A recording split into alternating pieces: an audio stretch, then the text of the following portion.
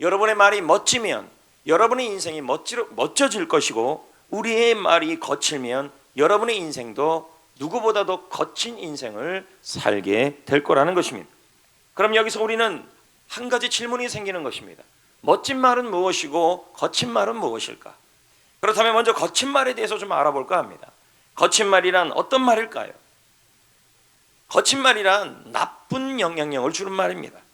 자신에게, 남에게 그 말을 함으로 좋지 않은 영향력을 주는 말을 거친 말이라 그럽니다.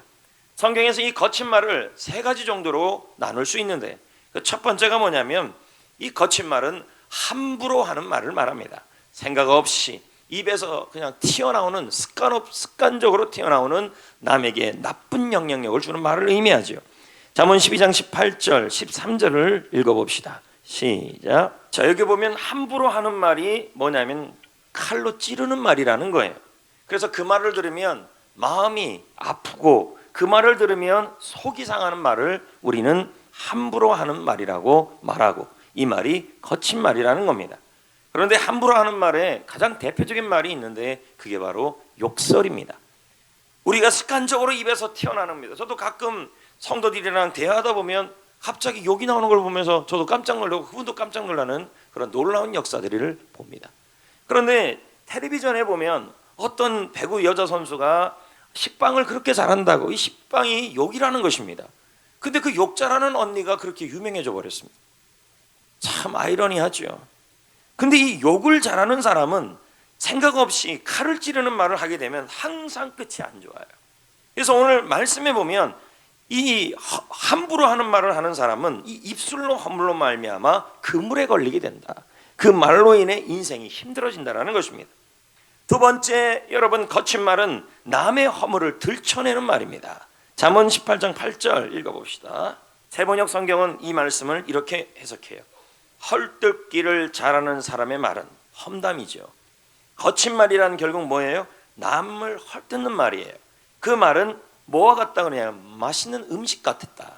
그래서 뱃속까지 내려간다는 거예요.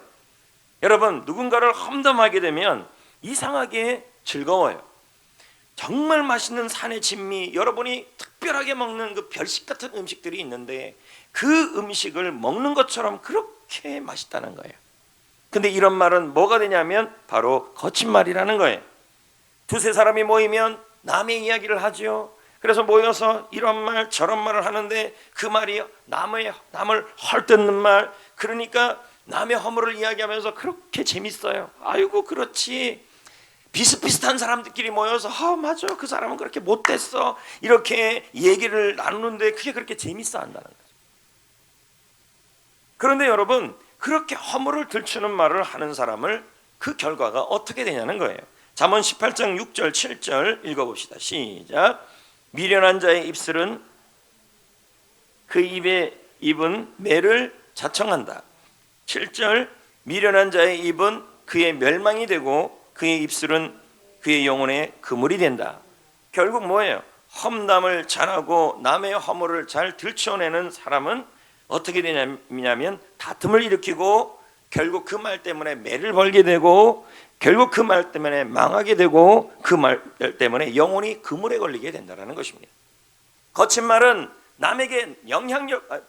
거친 말은 나쁜 영향력을 주는 말인데, 첫 번째가 함부로 생각 없이 칼을 찌르는 말, 두 번째는 남의 허물을 들춰내는 말이라는 것입니다. 어느 목사님의 이야기입니다. 이분은 목사님이 되기 전에 자신의 삶을 간증했습니다. 제가 읽은 내용이죠. 이분은 특징이 있는데 남을 잘 판단을 잘합니다.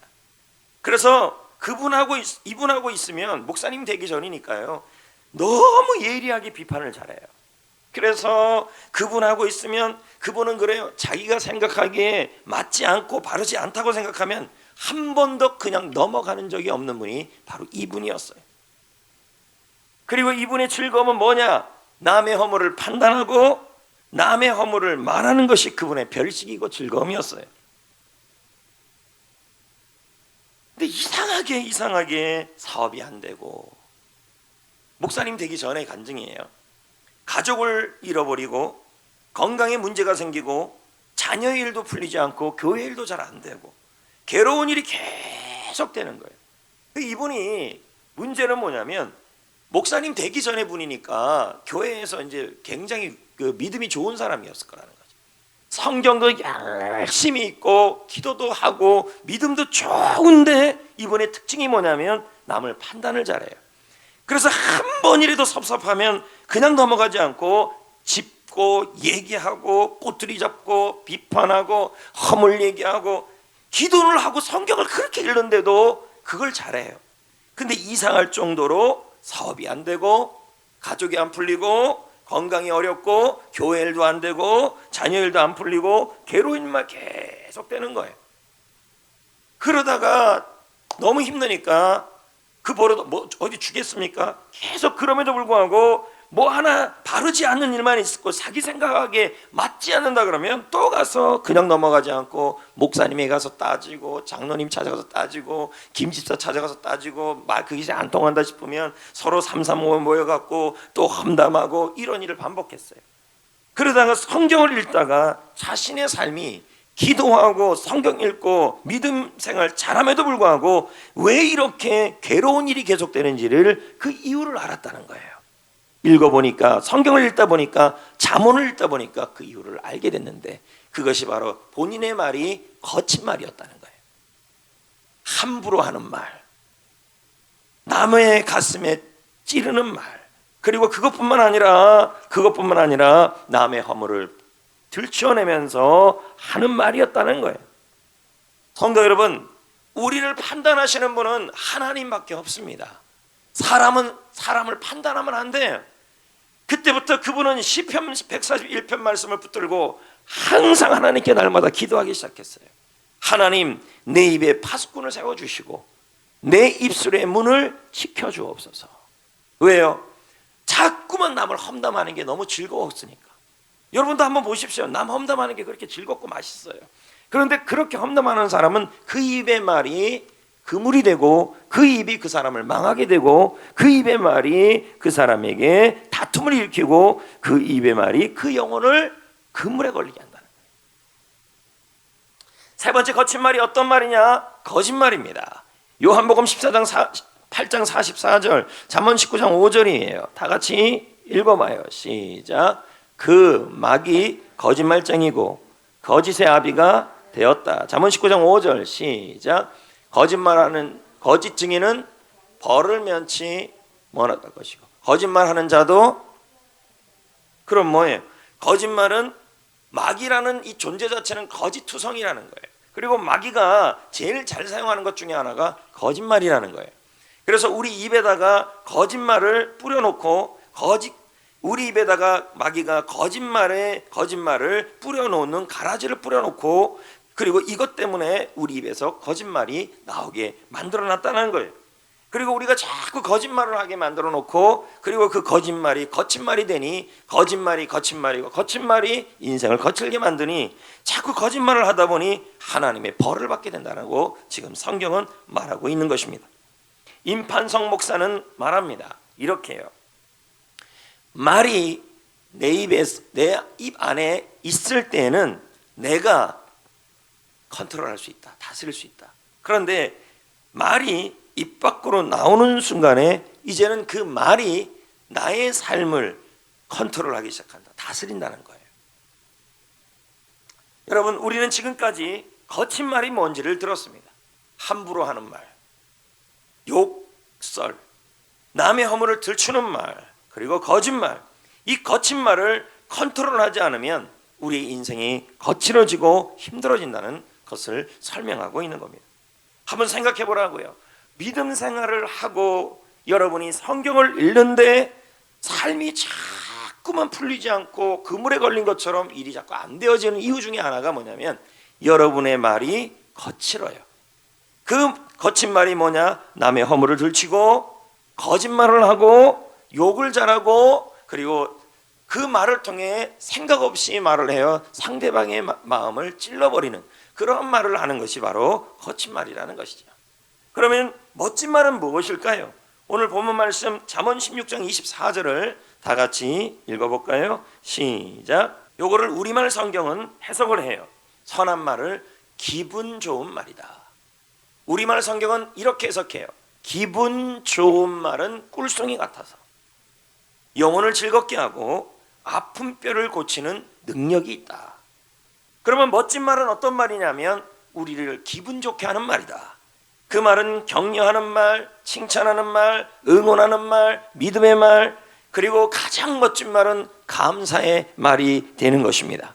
그런데 여러분, 우리가 여기서 기억해야 될 것이 하나 있는데 그것은 우리의 말에는 힘과 능력이 있다는 것입니다. 잠언 21장 28절 보면 이렇게 나와요. 읽어볼까요? 시작. 사람의 말에는 뭐가 있다고요? 힘이 있다.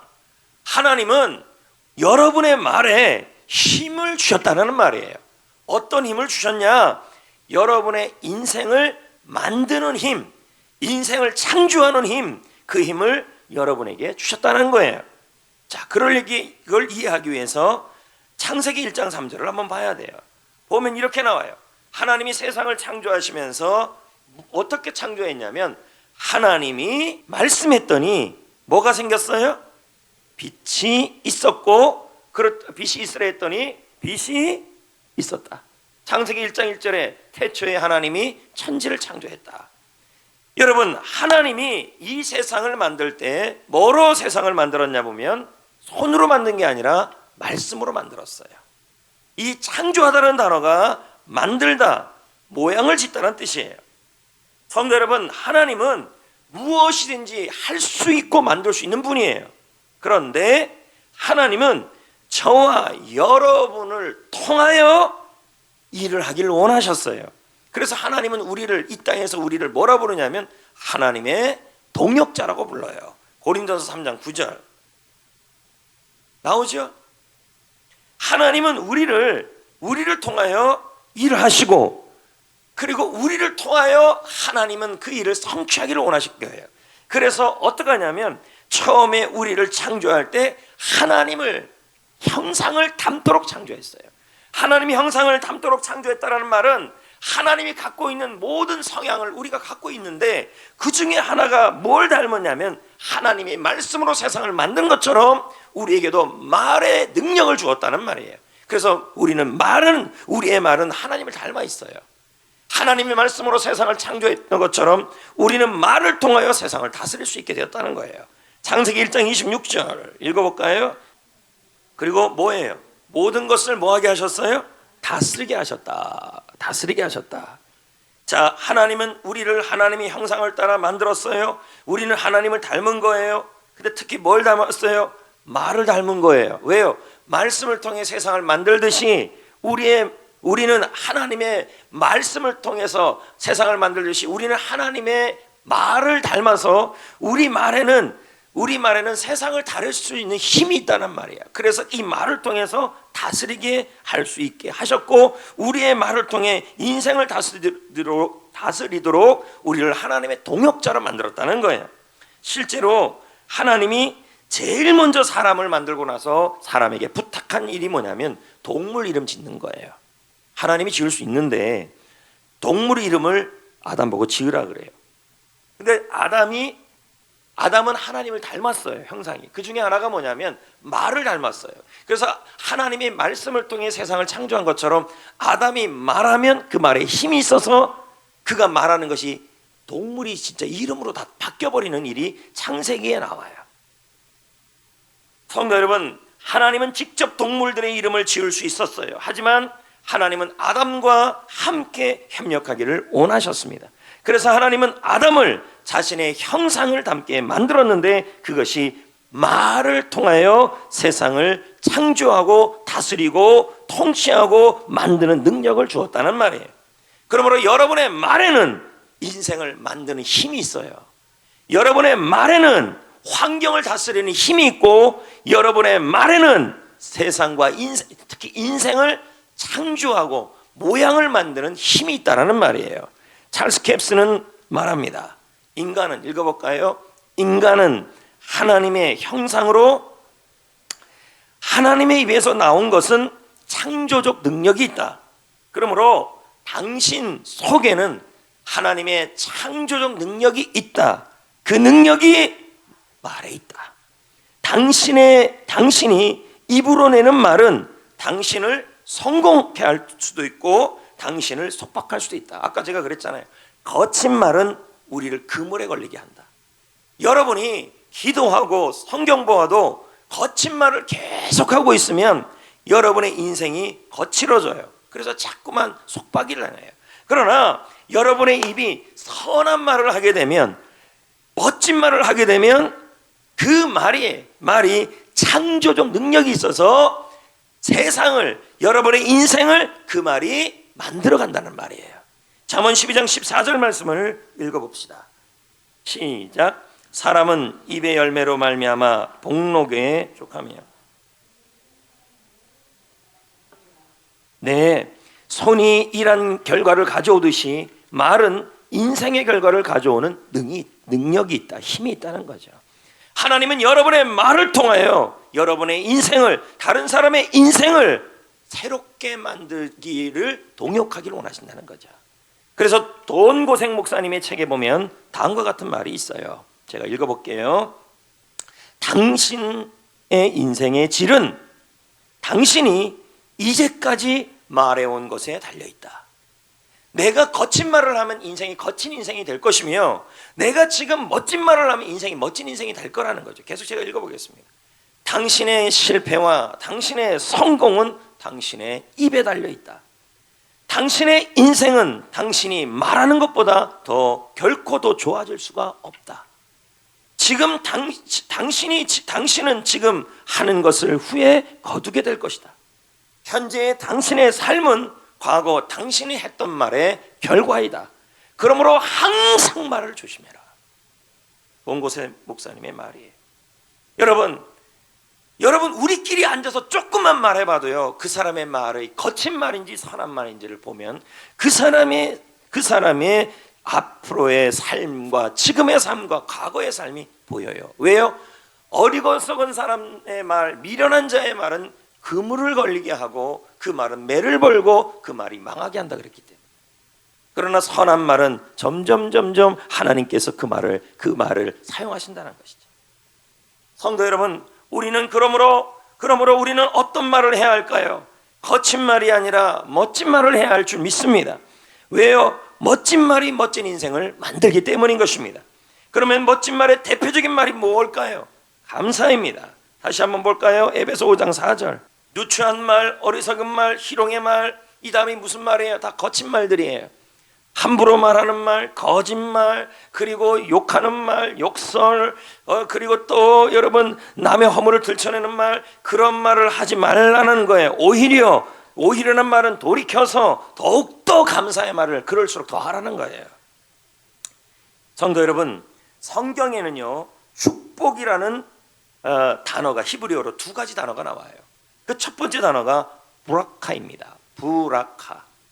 그 뜻은 뭐냐면, 축복이라는 단어의 뜻이, 이 브라카의 단어의 뜻은 뭐냐면 하나님을 예배하라, 하나님을 찬양하라, 하나님께 기도하라, 하나님께 감사하라. 네 가지 의미가 들어있어요.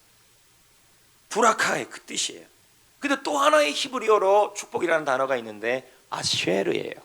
그 뜻은 뭐냐면 하나님이 나와 함께 하신다. 그래서 기도를 응답해 주신다. 마음에 기쁨을 주신다. 육신의 건강을 주신다. 내 인생에 승리를 주신다. 그리고 형통케 하신다. 이게 아쉐르예요. 그런데 성경을 보면요 참 신기한 게 있어요. 하나님이 아쉐르와 브라카를 어떻게 하냐면 동전의 양면이에요. 아쉐르가 임하기 위해서는 항상 브라카가 같이 가요. 동전의 양면이에요. 하나님이 아쉐르만 주지 않아요. 근데 우리는 뭘 자꾸 그러냐면, 주여 하나님이 동행해 주세요. 이쪽 튀어나온 것보다 얘가 낫네요. 이쪽에 하나님 동행해 주시고 함께 해 주시고 기도를 응답해 주시고 마음의 기쁨을 주시고 건강을 주시고 승리를 주시고 형통을 주옵소서. 얘만 자꾸 구한다는 거죠. 근데 얘가 오려면 얘가 같이 와야 주어져요. 이 말은 무슨 말이냐면, 얘 없이는 브라카가 없이는 아쉐르가 안 온다는 말이에요. 근데 우리는 뭐만 구해요? 아쉐르만 자꾸 달라 그래요. 그래서 내 인생이 늘 하나님이 동행하고 우리 아이들에게 기도가 응답되고 사업장에 하나님의 형통케 하시고 몸이 건강하게 하시고 마음이 기뻐지기를, 이 아세리의 복을 이걸 구해요. 여기서 그걸 원치 않는 분이 없을 겁니다. 맞지 않습니까? 여러분, 아세리의 은혜가 필요하시면 아멘. 하나님이 함께 하시고 기도가 응답되게 하여 주시고, 아멘을 좀 크게 합시다. 마음이 행복해지고 몸이 건강해지고 사업장이 승리하고 인생이 형통해지고 아쉐르예요. 근데 하나님은 이 아쉐르만 주는 일이 없어요. 아쉐르가 임하기 전에, 이쪽이 임하기 전에 반드시 하나 와야 돼. 동전에 다른 면이 하나 와야 되는데 바로 브라카예요. 이 말은 브라카를 하지 않으면 아쉐르가 오지 않는다는 말이에요. 비행기의 양날개 같아요. 아쉐르, 하나님이 아쉐르의 복, 삶의 복을 주려면 반드시 이쪽에서 브라카가 올 때 주어져. 그러니까 브라카라는 일을 하지 않으면 아쉐르는 따라오지 않아요. 근데 우리는 자꾸만 사업장이 형통해지길 원합니다. 우리 자녀들이 결혼 잘하게 하시고, 우리 자녀들이 믿음 생활 잘하게 하시고, 사업장이 형통하게 하시고, 마음이 기뻐지게 하시고, 내 인생이 평안하게 하여 주옵소서. 아쉐르를 원해요. 그러나 이 아쉐르는 브라카가 있을 때 아쉐르가 와요. 이런 예는 성경에 계속 나와요. 대표적인 게 여호사밧 왕이에요. 여호사밧 왕이 거하던 곳에 수많은 적군들이 공격해 와요. 이때 여호사밧이 어떻게 합니까? 하나님께 응답받고, 전쟁은 하나님이 승리해 주실 것이다. 응답받고 어떻게 해요? 브라카를 해요. 그 브라카가 너무 불편하고 귀찮은 일이에요. 왜요? 군대 앞에다가 성가대를 세우고 그 성가대들이 나팔을 불면서 감사 찬송을 부르는 거죠. 여호와는 선하시다, 그의 인자하심은 영원하다, 여호와께 감사하라. 근데 여러분, 그 브라카를 할 때, 그 귀찮은, 그 불편한 그 브라카를 할 때 하나님께 제사하고 하나님께 예배하고 하나님께 감사하고 하나님께 찬양했을 때 하나님이 그때 역사하셨어요. 아쉐루가 그때 역사가 일어났다. 다시 한번 여러분에게 부탁드립니다. 브라카는 뭐냐? 예배입니다. 브라카는 뭐예요? 찬양입니다. 브라카는 뭐예요? 기도입니다. 브라카는 특히 감사입니다. 여러분이 예배를 붙들면, 여러분 예배 나오는 것이 정말 불편하고 귀찮은 일이에요. 그러나 예배를 붙들면, 예배당에 나와서 예배를 하면 하나님은 아쉐르의 복을 주신다는 거예요. 승리케 하여 주시고, 승리케 하여 주시고, 동행하여 주시고, 기도를 응답하여 주시고, 마음을 평안하게 하여 주시고, 승리를 주신다는 거예요. 특히 여러분, 우리가 감사를 붙들면 하나님이 아쉐르의 복을 주실 줄 믿습니다. 감사 참 불편합니다. 쉽지만 진짜 불편해요. 왜요? 그 앞에서 또 일어나야 되죠. 또 봐야 되죠. 그거 실천해야 되죠. 그러나 여러분, 감사를 붙드는, 근데 하나님 앞에서 여러분이 그럽니다. 아우, 사업장 요즘 수금이 안 돼요. 하나님 해결해야 되는데 아세리의 복은 원해요. 근데 여러분, 아세리의 복은 브라카를 해온다니까요. 브라카라는 말은 예배하고 찬송하고 기도하고 특히 감사 생활할 때 임한다는 거예요. 제발 일십하지 마세요. 이 말은 교회에서 셀리더가 감사 미션을 보낼 때 읽고 씹지 말라고요. 하시라고요, 여러분. 그래야 하나님이 일하신다니까요. 그래야 기도를 응답하신다니까요. 그래야 하나님의 마음에 기쁨을 주신다니까요. 할렐루야. 목회자로서 여러분의 가정과 일터와 인생과 사업장이 하나님이 형통케 하시고 승리케 하시고 풀어주시고 열어주시고 응답하여 주시고 하나님이 일하시기를 원합니다. 그런데 브라카는 아쉐르를 통해 온다는 거죠. 아쉐르는 브라카를 통해 온다. 오늘 여러분 설교를 마무리하면서 여러분에게 부탁드립니다. 저는 여러분의 인생에 하나님의 아쉐르가 임하기를 원합니다. 하나님이 동행하시고 하나님이 함께 하시고 사업장에게 형통하게 하시고 일터에게 축복하시고 자녀들에게 기도를 응답하여 주시고 할렐루야. 그러기 위해서는 브라카를 하셔야 돼요. 예배를 붙들어야 합니다. 할렐루야. 예배 잘 드려야 하고 자녀들도 드리게 하시고, 그리고 여러분 기도하고 찬양하시고, 마지막은 가장 멋진 말인 감사 행전을 붙들어야 할 줄 믿습니다. 해서 감사합시다.